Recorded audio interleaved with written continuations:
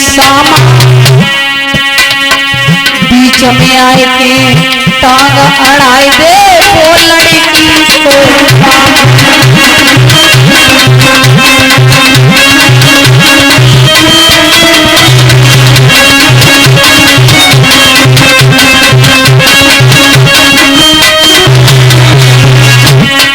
लड़की वाले दहेज देते हैं जितनी जिनकी सामा होती है। अगर बीच में कोई टांग अड़ाए तो दो लोग होते, एक मामा एक फूफा। लड़का का फूफा, लड़की का मामा। और एक मामा और हुआ, कौन सा? कछु कटवाए गए, कछु मरवाए गए, कछु करवाए गए घाय। कछु मरवाए गए, कछु कटवाए गए, कछु करवाए गए घाय। मामा में एक मामा हुआ रही तो माए।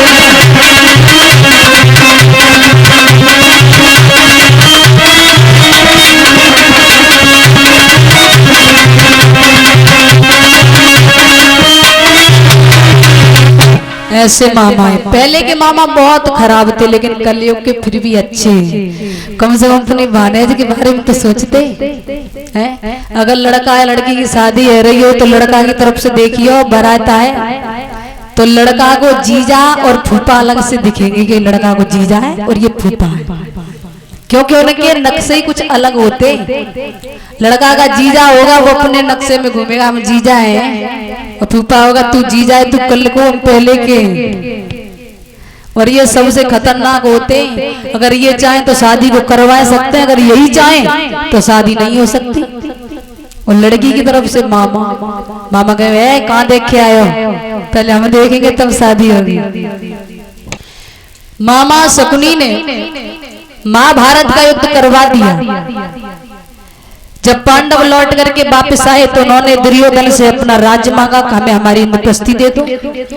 दुर्योधन ने कहा कौन सी इंद्रप्रस्थि, कुछ नहीं मिलेगा। हस्तिनापुर का राज दे दो, कुछ नहीं मिलेगा। अरे कुछ नहीं देना चाहते हो तो 5 गांव दे दो, बोला नहीं मिलेगा। पांडव लौट आए, भगवान कन्हैया शांति दूत बन के गए। कहा ऐसा करो दुर्योधन, पांडवों को उनका राजपाट नहीं देना चाहते, कोई बात नहीं है, तो ऐसा करो तुम उन्हें 5 गांव दे दो, वो अपना गुजर कर सकते हैं, गुजारा करेंगे वो। लेकिन दुर्योधन ने एक बात कह दी, सुनो कन्हैया, चाहे तुम आओ चाहे किसी और को भेजो, मगर दुर्योधन की बात सुनो। पांडवों को 5 गांव की बात छोड़ो, मैं सुई के नोक के बराबर भी जगह नहीं दूंगा, जो करना है करो। कन्हैया बोले अगर दे दी तो सुनो ऐसे नहीं दूंगा, पहले युद्ध करूंगा। युद्ध में अगर जीत जाए पांडव तो हमारी पूरी राजधानी ले ले। भगवान कन्हैया ने समझाया मगर दुर्योधन नहीं माना, तो महाभारत के युद्ध की तैयारियां हुई। दुर्योधन के कहने पर मामा शकुनी के कहने पर ये महाभारत का युद्ध हुआ। और युद्ध कोई ऐसा वैसा नहीं हुआ, सबसे खतरनाक युद्ध हुआ। इसी महाभारत के युद्ध में बड़े बड़े बलवान मारे गए। एक बार दुर्योधन ने कहा भगवान कन्हैया से, कन्हैया आप अर्जुन की तरफ से नहीं लड़ोगे। भगवान कन्हैया बोले क्यों? बोले नहीं लड़ोगे। तो श्याम सुंदर ने एक बात कही, देखो भैया ऐसा करते हैं, एक तरफ हमारी नारायणी सेना है और दूसरी तरफ हम हैं, आप दोनों डिसाइड कर लो कौन किसकी तरफ रहेगा। तुम हमारी सेना को लेना चाहते हो या हमें? और रात भर सोचो, सुबह आके हमें बता दो। रात्रि गुजरी और सुबह होते ही होते दुर्योधन सबसे पहले उठ के कन्हैया के पास पहुंचे। भगवान कन्हैया सोए हुए थे शयन कक्ष में, तो दुर्योधन जाकर के उनके सर की तरफ बैठ गया कि ये जागे तब बात करें। अर्जुन थोड़ी देर में गए, वो जाकर के भगवान के चरणों तले बैठ गए। काफी देर हो गई तो भगवान कन्हैया जागे, और जब प्रभु जागे तो कोई भी नॉर्मल इंसान जब जगता है तो उसकी नजर सामने पड़ती है। जागे तो सबसे पहले अर्जुन को देखा, कहा अर्जुन आप कब के आ गए? अर्जुन को बोले कुछ नहीं, आप सो रहे थे तभी, अभी थोड़ी देर हुई अभी आए। अच्छा, तब तक दुर्योधन बोल पड़ा, वाह कन्हैया आपने मित्रता वाली बात कर दी। अरे अर्जुन आपके अच्छे खासे मित्र हैं तो आप उनसे ही मिल लिए, हमें भी पूछ लेते, हम उनसे भी पहले के आए हुए हैं। भगवान कन्हैया बोले भैया दुर्योधन माफ करना, हमने आपको देखा नहीं, क्योंकि आप बैठे हो हमारे सिर के तले और हमारी नजर पीछे कैसे पहुंचे, इसलिए थोड़ी नजर टेढ़ी हो गई है भैया। और जिसकी तरफ से भगवान की नजर टेढ़ी हो जाए तो वो कभी जीत नहीं सकता। भगवान ने नजर तो उसी दिन टेढ़ी कर ली थी। और अर्जुन इतने समझदार थे जो भगवान के चरणों के पास बैठे। दुर्योधन इतना घमंडी था जो सर पे आके बैठ गया। भगवान के सर पर जो बैठेगा भगवान उसे कभी नहीं अपनाते। तो निर्णय ये हुआ, दुर्योधन ने तो भगवान की सेना को लिया। अर्जुन ने कहा प्रभु हमें कुछ नहीं चाहिए, आप चाहिए। तो एक बात और हुई कि कन्हैया पूरे महाभारत में अस्त्र शस्त्र नहीं उठाएंगे। बोले ठीक है नहीं उठाएंगे। तो एक तरफ भगवान कन्हैया अर्जुन के रथ के सारथी बनते हैं, दूसरी तरफ भगवान की सेना है। महाभारत का युद्ध हुआ। इस युद्ध में खून की नदियां बही, इतना घमासान युद्ध हुआ कि धीरे धीरे करके जो कौरवों की तरफ के थे, जो कौरव थे वो सभी मरने लगे, कटने लगे। एक दिन की बात है, भगवान कन्हैया कहने लगे हैं अर्जुन, रणभूमि में ये नहीं देखा जाता है कि कौन अपना है कौन पराया है। आप दिल खोल के लड़िए। अगर सामने वाला आपसे लड़ने को आ रहा है तो युद्ध का नियम यही है कि सामने वाला घर का हो या बाहर का हो, अगर सामने है तो वो आपका दुश्मन होगा, आपका शत्रु होगा। अर्जुन को समझाया प्रभु ने। तो अर्जुन ने ललकार लगाई और धीरे धीरे सभी को मारते चले गए, मारते चले गए। अंत में जब दुर्योधन ने देखा कि पूरी सेना खत्म हो चुकी है, मेरे भाई सभी मर चुके हैं, मेरे पास में अब कुछ नहीं रहा, तो दुर्योधन अपने प्राणों को छुपा करके वहां से चला। और चला है तो हुआ क्या,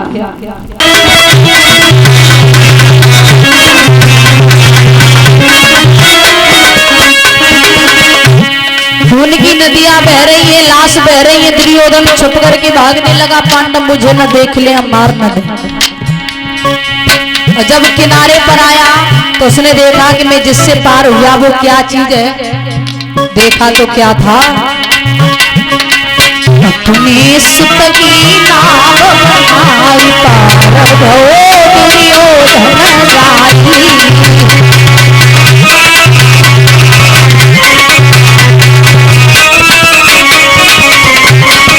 अपने सुत की नाव बनाई पार भो दुर्योधन जाई।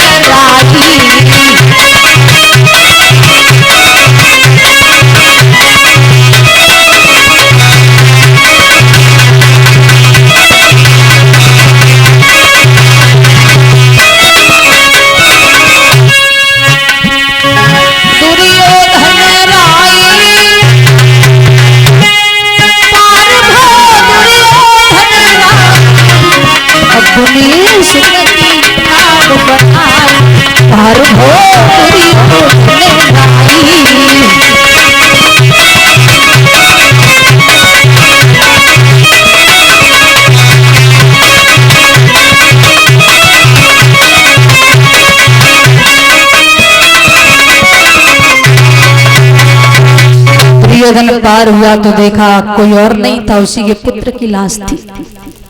रोने लगा, सोचने लगा अगर मैं रोया तो पांडव सुन लेंगे, मुझे मार देंगे। महलों में पहुंचा, रानी ने देखा कि महाराज आ गए हैं। भानुमति थी, कहने लगी महाराज आप अकेले आए और कोई नहीं आया। जवाब दिया धीरे बोलो पांडव मुझे ढूंढ रहे हैं। रानी भानुमति से मिलने के बाद में अपने माता पिता के पास में पहुंचे।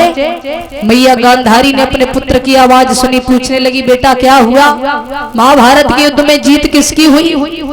दुर्योधन बोला माँ पांडवों की। और तुम अकेले आए हो, कोई साथ नहीं आया। तो दुर्योधन बोला है मैया उस महाभारत के युद्ध में पांडवों ने सबको मार डाला, कोई नहीं बचा, जो भी बचा है वो मैं ही हूँ। मैया रोने लगी, कहने लगी बेटा एक काम करो, जब से हमारा विवाह हुआ है हमने अपनी आंखों से पट्टी बांध रखी है। आज तुम निर्वस्त्र होके हमारे सामने आ जाओ और हम अपनी आंखों से पट्टी को हटाएंगे, तुम्हें देखेंगे तुम्हारा शरीर बज्जुर का हो जाएगा, फिर आपको कोई नहीं मार सकता। दुर्योधन ने मां के चरणों को स्पर्श किया, चल दिया, निर्जन वन में पहुंचा, वस्त्रों को उतारने लगा। भगवान कन्हैया को चैन नहीं पड़ा और संत का रूप लेकर के वहां पहुंच गए। दुर्योधन को बहका दिया कि ऐसा नहीं करते। एक जवान बेटा मां के सामने नग्न अवस्था में जाएगा तो मां कहीं वरदान की जगह श्राप न दे डाले। दुर्योधन बहकाने में आ गए और शरीर से पत्तों को लपेटा, मां के सामने आके खड़े हो गए। मैया ने पूछा, बेटा आप आ गए? बोले हाँ मां, आंखों से पट्टी को हटाओ। मैया ने आंखों से पट्टी हटाई तो रोने लगी, बोले लाला ये क्या कर दिया, जैसा हमने बोला वैसा बिल्कुल नहीं किया, अब आपको कोई नहीं बचा सकता। तब तक धृतराष्ट्र कहने लगे, ऐसा करो तुम मान सरोवर में चले जाओ और मान सरोवर में जाकर के तपस्या करो, तो हो सकता है तुम्हारी जान बच जाए। दुर्योधन मान सरोवर में जाते हैं, तपस्या करने लगे, धर में पांडव भगवान कन्हैया ढूंढने लगे। तो एक व्यक्ति ने बताया कि समुद्र में कोई तो है जो डूबक लेता है, उछलता है। भीम ने आवाज लगाई है, ललकारा, तो दुर्योधन को चैन नहीं पड़ा। भीम से दुर्योधन जलता था, गदा को लेकर के बाहर आया, दोनों में घमासान युद्ध हुआ। तो अंत में भगवान कन्हैया ने इशारा करके और दुर्योधन की जंघा पर गदा का प्रहार करवा दिया। दुर्योधन की जंघा टूट गई, गिर पड़ा। दुर्योधन का अंतिम समय आया तो द्रोणी आया, गुरु द्रोणाचार्य का पुत्र था जिसका नाम था अश्वत्थामा। वो आया है, कहने लगा, महाराज दुर्योधन आप हमें अपना मंत्री बनाते तो हम आपको इस तरह कभी भी मरने नहीं देते। अभी भी समय है, वक्त है, आप अपना महामंत्री हमें बना दो तो आपके सामने आपके दुश्मनों का यानी पांडवों का हम सर ला के रख देंगे। रोते रोते आज द्रोणी को महामंत्री बनाया। द्रोणी चले हैं, द्रौपदी के डेरों में पहुंचे और उस दिन भगवान कन्हैया को पता था कि कुछ न कुछ होने वाला है। भगवान कन्हैया द्रौपदी को वरदान दे चुके थे कि द्रौपदी जब तक हम इस दुनिया में हैं तब तक आप सुहागन रहोगी, कभी भी विधवा नहीं हो सकती। इधर गुरु द्रोणाचार्य का पुत्र अश्वत्थामा आया था पांडवों को मारने के लिए। भगवान कन्हैया ने सोचा क्या किया जाए, तो भगवान कन्हैया पांडवों को लेकर के, द्रौपदी को लेकर के रात ही रात में स्नान के लिए चले गए। कहा आज गंगा का पर्व है, आज स्नान करने चलो। तो द्रौपदी मैया पतियों के साथ चली गई, लेकिन पांचों बच्चे सो रहे थे। मैया पांचाली के 5 पुत्र थे, पांचों पतियों से एक एक पुत्र पैदा हुआ था। रात्रि का वक्त है, अश्वत्थामा आया है, घर में आया तो 5 पुत्र सो रहे थे। उसने समझा कि 5 पांडव हैं और उनके सरों को काट दिया, ला करके दुर्योधन के सामने डाल दिया। दुर्योधन ने जब ये दृश्य देखा तो दुर्योधन को भैया श्राप लगा हुआ, वरदान प्राप्त था, और ये था कि जिस दिन उसे हंसी और गम दोनों एक साथ होंगे उसी दिन उसकी मृत्यु होगी। तो एक तो उसे खुशी थी कि पांडवों के सर आ रहे हैं मेरे पास में, पांडव आज मरे हैं, इस बात की उसे खुशी थी। और जब उसने सरों को देखा तो वो सर पांडवों के नहीं थे, उनके बच्चों के थे, तो उसे दुख हुआ। तो खुशी और दुख एक साथ हुए। पांडवों ने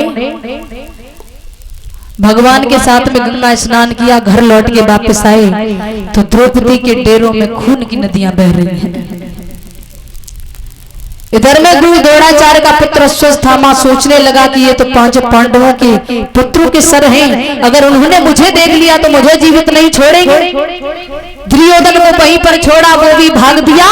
दुर्योधन आज रोते रोते हंसते हंसते अपनी अंतिम सांस लेता है। मैया द्रौपदी भी रोने लगी है कि मेरे 5 के 5 पुत्रों को किसी ने मार दिया।